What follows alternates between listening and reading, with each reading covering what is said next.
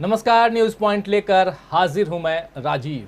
तो देश की आज़ादी के 75 साल का जश्न तो जोर शोर से मनाने की तैयारी हो रही है, लेकिन अगले कुछ सालों में क्या भारत ऐसा ही रह जाएगा, रह पाएगा? वैसे वो आज है या हम भारत को हिंदू राष्ट्र में बदलते हुए देखेंगे, जैसा कि आज है वैसा, या हिंदू राष्ट्र में बदलते हुए देखेंगे? क्योंकि अभी ऐसी ही सुगबुगाहट शुरू हो गई है। आप सब जानते हैं दोस्तों कि आज़ादी की 75वीं वर्षगांठ के मौके को मोदी सरकार बिल्कुल हाथ से निकलने नहीं देना चाहती है और आज़ादी के 75वें साल पर बीजेपी ये साबित करना चाहती है कि उससे बढ़कर देशभक्त पार्टी और कोई नहीं है। क्योंकि सब जानते हैं कि आज़ादी की 75वीं वर्षगांठ जो है, इस पर आज़ादी के इतिहास की भी बात हो रही है और आज़ादी की लड़ाई में संघ परिवार का कोई योगदान नहीं था, यह हम सब अच्छी तरह जानते हैं। बल्कि कई मौक़ों पर जब कांग्रेसी अंग्रेज़ों के खिलाफ खुलकर सड़कों पर उस वक्त उतर रहे थे, तब संघ के लोग कांग्रेस का विरोध करते हुए अंग्रेजी शासकों के साथ खड़े थे। इसीलिए कांग्रेस के पास स्वतंत्रता सेनानियों की अपनी एक लंबी लिस्ट है, लंबी सूची है, और आरएसएस के पास, और जहां से बीजेपी निकला है उसके पास जो है ये इस मामले में खासकर वो खाली हाथ है। अब इस कमी को दूर करने के लिए बीजेपी ने आज़ादी के अमृत महोत्सव को लेकर के हर घर तिरंगा जैसे अभियान छेड़ रखे हैं।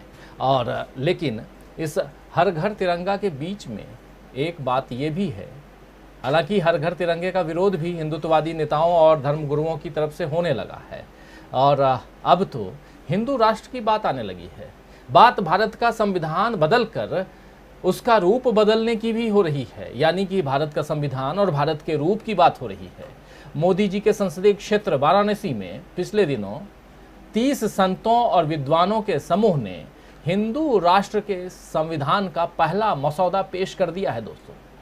और ये मसौदा तैयार कहें तो पेश नहीं कहें, तैयार कह सकते हैं, तैयार कर दिया है। और ये जो मसौदा है, इसके आधार पर ये कहा जा रहा है कि ये 750 यानी 750 पन्नों का संविधान होगा हिंदू राष्ट्र का। और हिंदू राष्ट्र के संविधान के मसौदे में भारत में रहने वाले मुस्लिम और ईसाइयों को वोटिंग का अधिकार नहीं देने समेत कई नियम शामिल है। यानी कि मुसलमान और ईसाई जो हैं, जो भारत में रहते हैं, वो व्यापार कर सकते हैं, वो और सारा काम कर सकते हैं, सारी गतिविधियों में हिस्सा ले सकते हैं, लेकिन वो वोट देने के अधिकारी नहीं होंगे। बताया ये भी जा रहा है कि प्रयागराज में जो अगले साल माघ मेला आयोजित होगा, यानी कि प्रयागराज में आयोजित होने वाले माघ मेले में जो 2023 की शुरुआत में होगा, उसमें इस संविधान के करीब 300 पन्नों को जनता के बीच जारी कर दिया जाएगा। 750 पन्नों का संविधान और 300 पन्नों को जनता के बीच जारी कर दिया जाएगा। इस मेले में धर्म संसद होगी, जहां हिंदू राष्ट्र के संविधान का मसौदा पेश किया जाएगा, यानी कि जो अगले साल होना है जो मेला प्रयागराज में, माघ मेला। और इस संविधान के तहत दिल्ली की जगह वाराणसी को राजधानी बनाया जाएगा। जी हाँ, वही वाराणसी जहां से प्रधानमंत्री नरेंद्र मोदी आते हैं चुन करके। और इसके साथ ही काशी में धर्म संसद बनाने का भी प्रस्ताव है। संसद एक हम दिल्ली में देखते हैं, जहां और एक संसद जो है वो अब बनाया जाएगा, जिसका नाम रखा जाएगा धर्म संसद। इतना ही नहीं, संविधान का जो फ्रंट पेज है, जो ऊपर का जो मुख पेज कहें तो वो है, उस पर अखंड भारत का नक्शा बनाया गया है। और जिसके ज़रिए ये दिखाने की कोशिश की गई है कि जो आने वाले समय में जो अखंड भारत होगा वो कैसा होगा। जो राष्ट्र अलग हो चुके हैं भारत से, जिसमें अफगानिस्तान है, पाकिस्तान है, बांग्लादेश है, म्यांमार, इन तमाम राष्ट्रों को इसमें मिलाया जाएगा, इसमें विलय हो जाएगा। इस संविधान में कृषि यानी एग्रीकल्चर, रक्षा, मताधिकार जैसे बहुत सारे महत्वपूर्ण विषयों के बारे में लिखा गया है। 16 साल की उम्र से 16 साल की उम्र के बच्चों को, लोगों को, वयस्क कह लें, उनको वोट देने का अधिकार दे दिया जाएगा, जबकि चुनाव लड़ने की उम्र जो है वो 25 साल तय की गई है। धर्म संसद के लिए कुल मिलाकर के 543 सदस्य चुने जाएंगे, जैसा अभी चुने जाते हैं लोकसभा में, आप जानते हैं। और ये ब्रिटिश काल के नियमों को समाप्त कर देगा और सब कुछ वर्ण व्यवस्था के आधार पर चलाया जाएगा।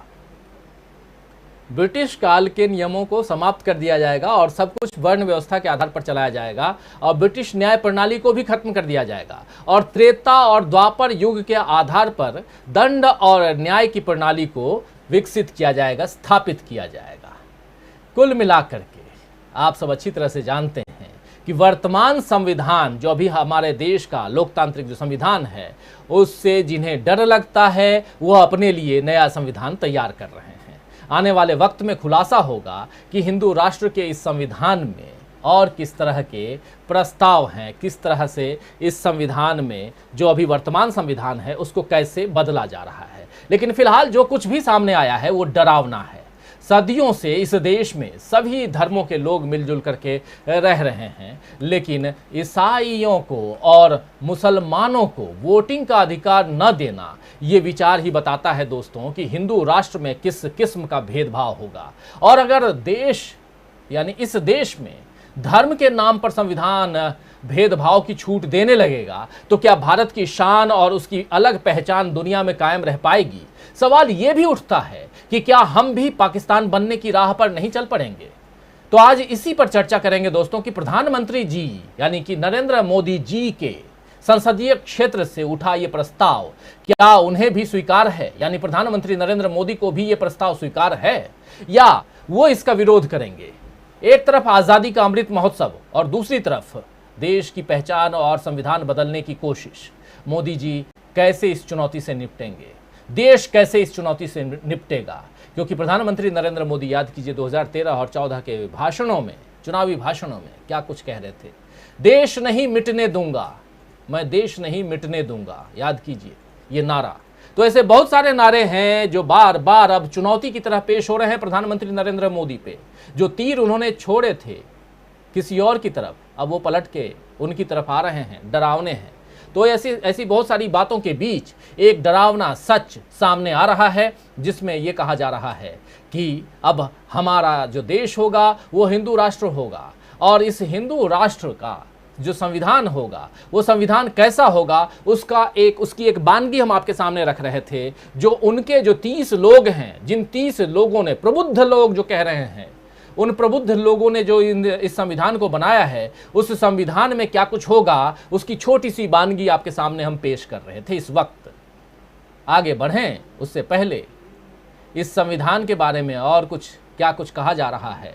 देश में हिंदू राष्ट्र होगा तो क्या होगा, क्या होना चाहिए, ये क्या कुछ कहा जा रहा है। यति सत्यदेवानंद हैं, उनकी जुबानी ज़रा सुन लेते हैं। बहुत अभी सोशल मीडिया पर छाए हुए हैं। उन्होंने पिछले दिनों एक धर्म संसद में बहुत सारी बातें रखी थीं, उसमें से कुछ बातें आप तक हम पहुंचा रहे हैं। आइए ज़रा सुन लेते हैं यति सत्यदेवानंद क्या कह रहे हैं, सुनिए ज़रा। हमें अपने सनातन धर्म की, अपने सनातन धर्म के मानने वालों की चिंता है और हमारा कर्तव्य है साधु होने के नाते कि हम इस चिंता पर चर्चा करें। तो वही चर्चा धर्म संसद में होनी है। मुसलमानों की बढ़ती हुई जनसंख्या आप पहाड़ों पे भी देख रहे होंगे, आपने देखा होगा जैसे जैसे यहाँ मुसलमानों की जनसंख्या बढ़ रही है उसी तरह यहाँ आपराधिक गतिविधियाँ बहुत तेज़ी से बढ़ने लगी हैं। ऐसे जघन्य अपराध जो पहले कभी पहाड़ों पर नहीं होते थे अब होने लगे हैं। जैसे हमारी बेटी प्राची की हत्या आपने देखी होगी। तो ये सब, इन बातों पर चर्चा करना बहुत ज़रूरी है। मैं तो केवल सत्य बोलता हूँ, लोगों को बुरा लगता है क्योंकि वो सत्य सुनना नहीं चाहते, सहन नहीं करना चाहते और कुछ लोग अपराधियों के साथी हैं। देखिए, मेरा हिंदुओं के लिए केवल इतना संदेश है कि हिंदू अपने परिवारों को मजबूत करें।